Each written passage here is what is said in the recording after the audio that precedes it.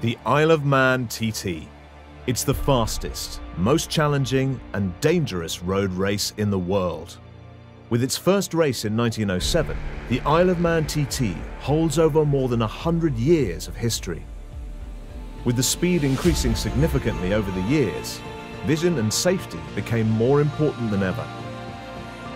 In 1984, Arai'nin became part of the Isle of Man TT history. Isle of Man TT heroes like Joey and Robert Dunlop, Eddie Laycock, Steve Hislop and Brian Reed all wore Arai'nin helmets. Now, 40 years later, most riders still choose to wear an Arai'nin helmet for this intense and high-demanding road race.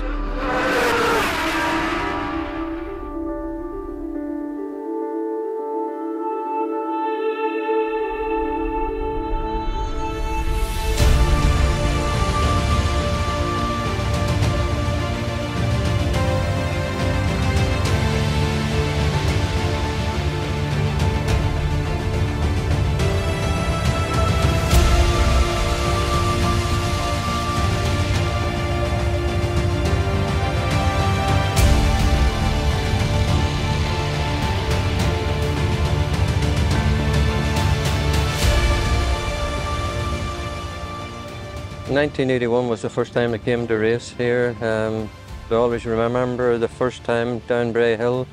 Thought I knew where I was going, and when I took off on the race bike, when I got to the top of Bray Hill, I just felt lost again because we were just arriving so much faster, and that was I'll never forget that experience.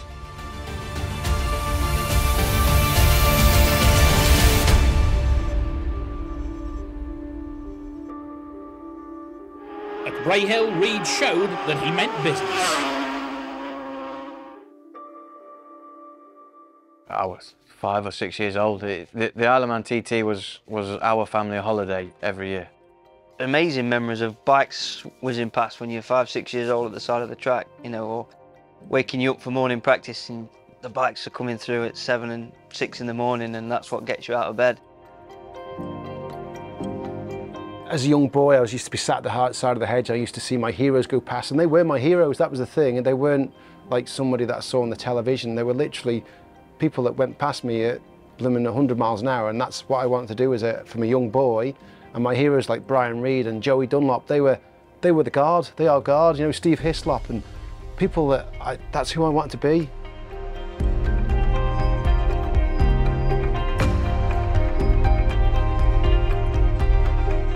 I came over here with my parents the first time when I was about 3 years old. I had an older brother who was 5, and me and my brother, my mum and my dad would come on a sidecar, all 4 of us. So my dad would ride the sidecar, my mum would sit in the sidecar, and then me and my brother would sit sort of in the footwell, and we had a toolbox there. And we used to come here and stay in a guest house down on the prom. And so some of my earliest memories is just being in that sidecar and just making the trip here.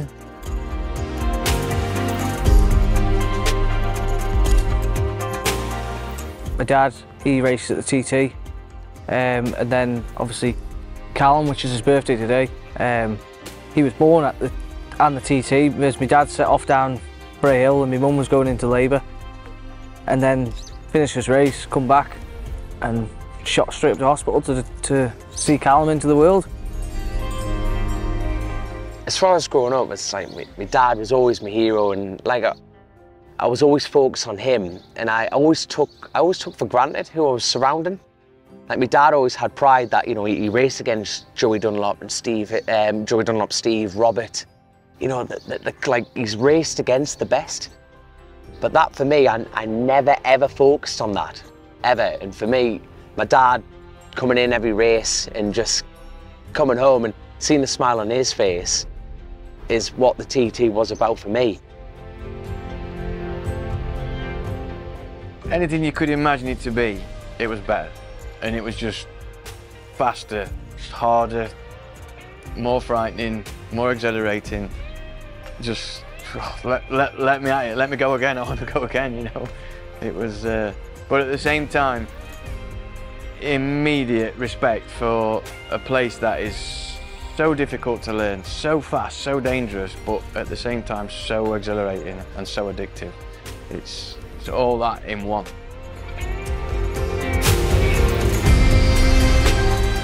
It's in the blood. Dad raced at TT. I think it was always going to happen at some point. As soon as you put a helmet on and got on the bike and you start pushing it towards what we call no man's land, you focus then on the flag, and when you get that tap on the shoulder, that's it, you're away then. And there's no better feeling than that. He's got a good temperament. He likes to be on his own, which is absolutely suited to the Isle of Man TT.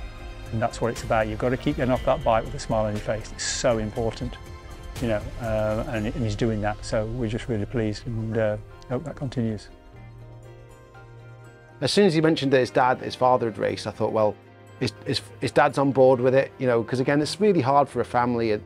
You know, us as a rider, we don't see that side of things. We're just focused on riding, whereas it's always hard on the family, the wife, the girlfriend, the mum, the dad.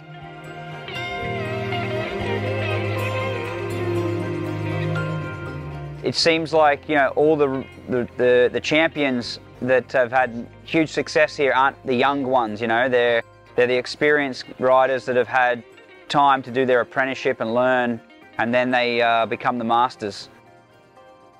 It's a very challenging and daunting experience that you feel when you're here, and you know, the first thing is that everybody's safe.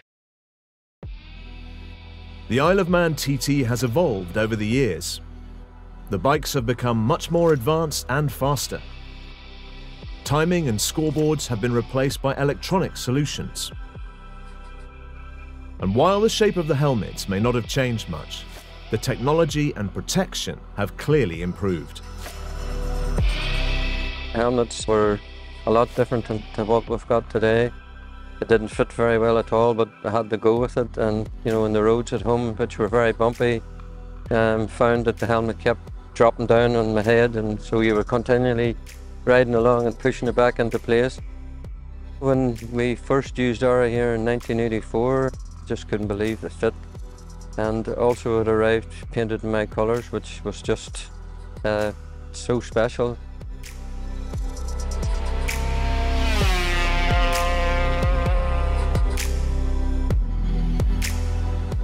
The riders here are at the extreme of riding on the roads, and that's how that development of what needs to improve, how the helmets evolve over the years. This is a very early design that was used by Eddie Laycock. You can see the ventilation is fairly basic on the top.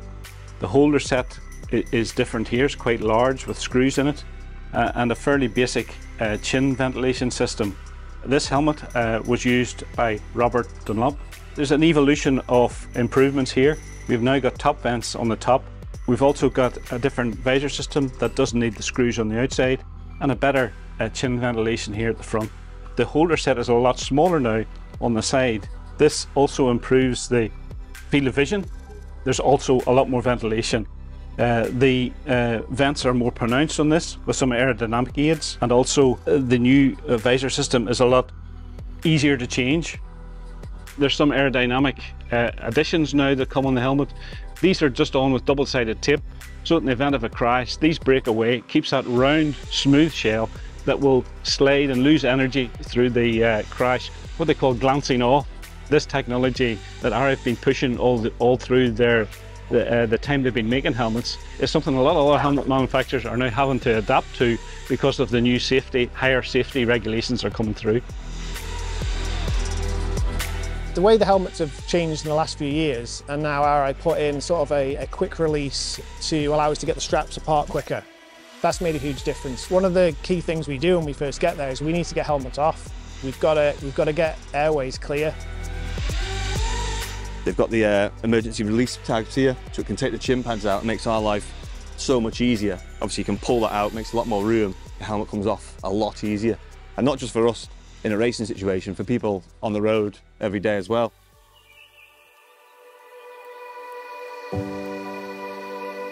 Our father had a crash in 2009 and he wore an Arai'nin.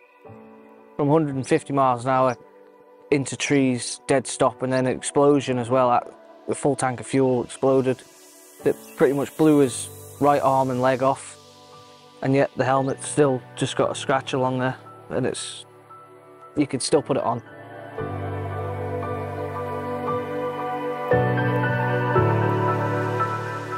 When I came to the TT last year, I was sitting 5th in the senior, and through my own rider error, that's the truth, I clipped the wall at Glen Helen 2, and it dragged me off the bike, and I had a 110-mile-an-hour crash, and it was head first.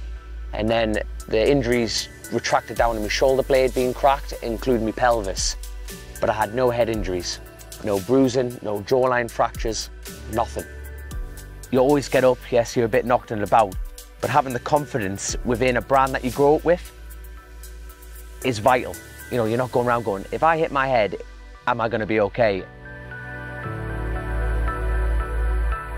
I'm the proper advert for Arai, I always think, because that's why I'm here now, is because I had an Arai crash helmet on my head when I crashed. I've had 2 life-threatening crashes in my life, and both times I've had an Arai helmet on my head, and I still think to that reason that's why I'm sat here. I've had some big crashes in my career, and when I've had arrows on my head, I've came out of it fairly unscathed, and that's the big thing for me, you know. When I was growing up, obviously all my idols had arrows, you know, so it was a no-brainer for me. That's the helmet I wanted to have on my head. Your equipment's got to be perfect. Your gloves have got to be right. Your visor, your tear-offs, your helmet's got to fit good, because you set off first night of practice, and if it's not perfect to your head, it's turning around because of the speed you're doing. It's just mind-boggling. Especially for me, because I'm not looking forwards all the time. When I'm over the side of the bike, I'll get some wind pressure here. So the fit is critical. It's got to be right. It was the first year I got properly fitted for an Arai helmet, and I went up to the lads and they'd done all the fittings and got the helmet to fit so snug, like it's perfect on your head, whereas before, if I was running other type helmets, they would move and stuff, but Arai really put in the effort to make it fit right for every rider.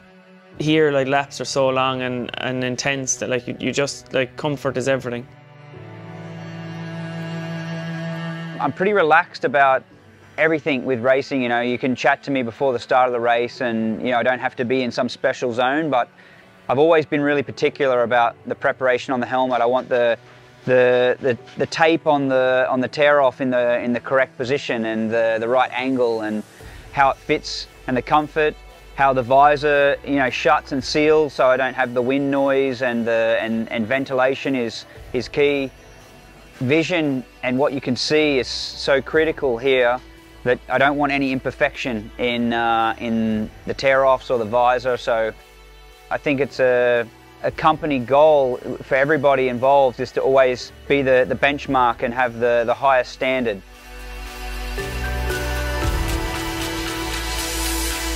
You need comfort around your face, perfect vision, especially around this place. This place is like shade, sun in your eyes all the time. Also, you want good ventilation as well. You know, as you can see, he's got them ones there, they're massive. You start the race from 0, so you're at a temperature that is a cold body temperature, and within, I don't know, 3 or 4 minutes you're starting to rise. But as your temperature goes up, you also climb in altitude, so the atmosphere gets cooler, and that's the perfect scenario for misting and for an issue. But there's never a problem with the Arai, so it deals with that without you realising. It keeps you cool. And the vision, you know, the peripheral vision that here is important, because you're taking in so much. The speed that you're doing, it's important that you subconsciously see points on the track that are markers and that allow you to know that you're coming to a next point or you're coming to a breaking point without actually having to turn to look. But with the visual aspect from the Arai, it's so much better. Some other manufacturers, you don't have the same vision, you don't have the same contrast, you don't have the same peripheral vision. The interior, when it gets fitted for me personally, it doesn't budge, and it's in the right place for me. The vents, it's not noisy. I can breathe. There's air coming in. It does everything right. It does everything I need it to do. In February last year, I got an injury called kickback, and the chainsaw buried into the side of my skull here. I'm able to shut my eyes now and be able to lubricate it. But if that popped open, I would have a problem with the wind coming into my eye and making it a bit blurry. But the click element to that is so strong, and it doesn't move around. There's nothing opening when it shouldn't be, but we have several vent options. We obviously have the front, we have the top side, we have the heads, and also we have the rear element to get the aerodynamics right. And it's amazing how one click can change this helmet. The visor in particular has to endure a lot during the race. Insects and other dirt reduce visibility for the rider. This is why it's necessary to work with tear-offs and to change the visor during a pit stop.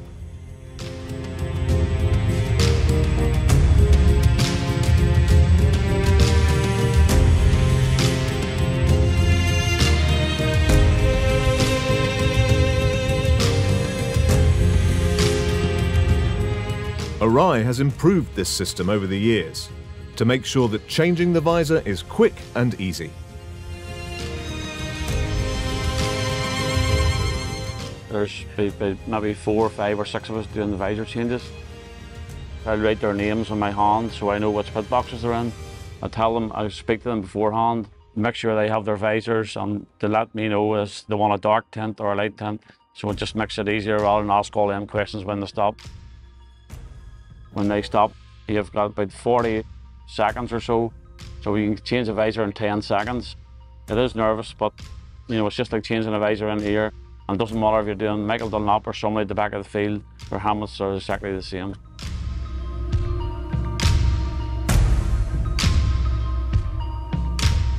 You're going through a section, you think, oh, it's going dark. And then I always take a tear off at a certain place, and then when you do that, you get the light back because you just get this film of flies.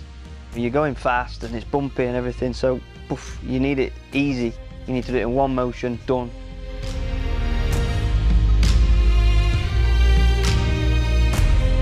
During the Isle of Man TT races, Arai provides service and support. With 40 years of experience at the Isle of Man TT, the mechanics and technicians ensure that the helmets are in top condition and meet the needs of the riders. The Arai service during the Isle of Man TT races is not just for the riders. Visitors can also use the Arai service to service their own helmet in the Arai village. The best thing for me, we've come with our ride at Isle of Man, is the service.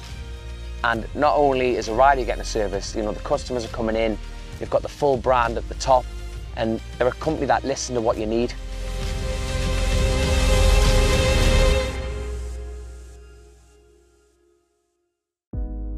There was one person here to look after the helmets, and they had two people to look after, and that was me and Joey Dunlop.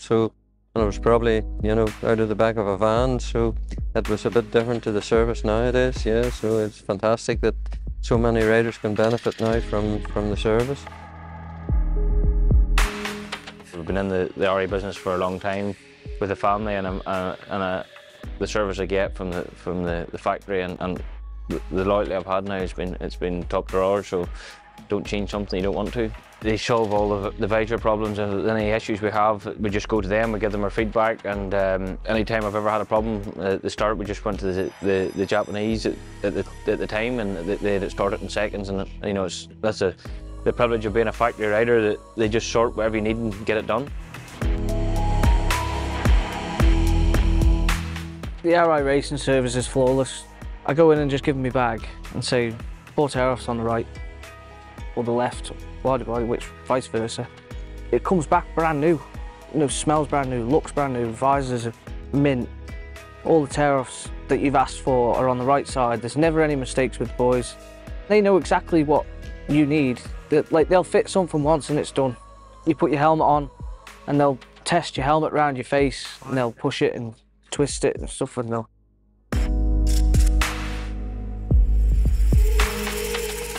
fits spot on, and yeah, I wouldn't use anything else. the service Arai provide here at Isle of Man TT, it's first class.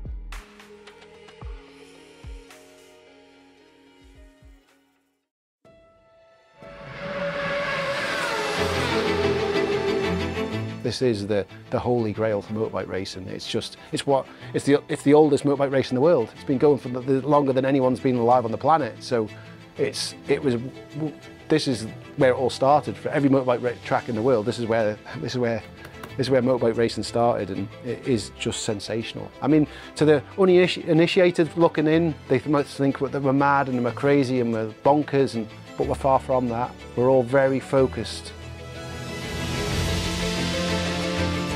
Sometimes it makes you wonder what the hell you're doing or why you're doing it, but you know, you get it right and you get it on a sunny day on a track like this, and there's no better feeling in the world.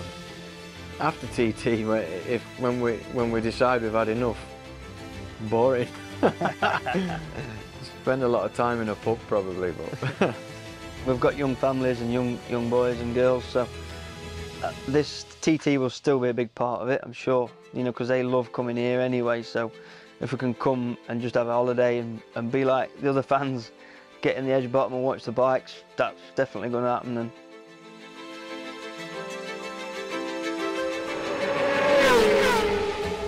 I want my story to continue, and I just want to keep racing around here. That's what I want for my future. I just want to keep racing around the Isle of Man. I've been asked the question a lot of times, you know, if you had to do it all over again, even with the lows, and of course I would, yes. Would love to still be able to do it, yeah. One of my personal dreams, Mr. Arai, if you're listening, is to have one of our helmets replicated as a paint job. That's a dream. That would be a dream.